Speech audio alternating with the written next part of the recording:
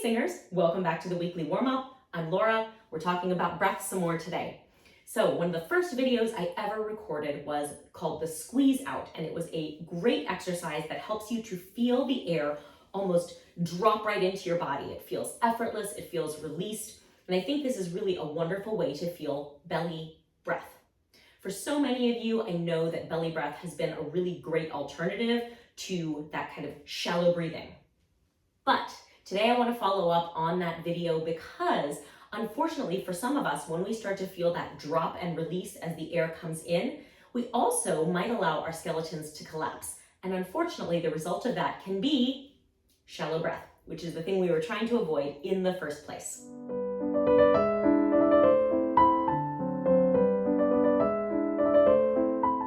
Now, today's video is a follow-up on last week's video, which was avoiding shallow breath when using intercostal or rib breath. So if that is your preferred way to breathe, make sure you check out that video. But in the meanwhile, let's just review the squeeze out. You can certainly check out the full long video, but for today, let's just review the moves. We're going to squeeze our fists and tighten our bellies as we blow out. Then when we're empty, we'll count to 3 and let the air come back in as we release the hands and soften the belly. So it's going to be tighten, tighten, tighten as you blow, wait, and then release as you let the air in. Let's try that together.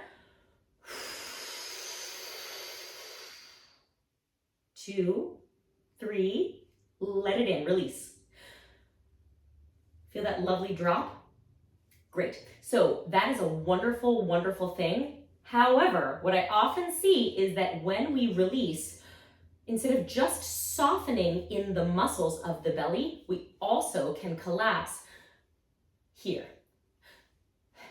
And so what you end up with is, in fact, rather than a breath that just fills up the body, we get a breath that, because the spine is so collapsed, can only travel down to about here, resulting in a high, shallow breath when you were just trying to get the breath to move downward in the first place.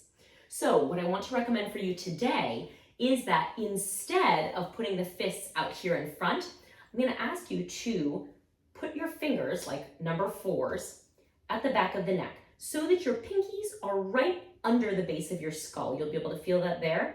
Great. And what you should be able to feel with these fingertips is sort of the full length of the back of the neck. So what you're going to do this time is you're going to blow out and count to 3 in the same way we did just a minute ago. But when it's time to release in, make sure that you don't feel a collapse in the back of the neck.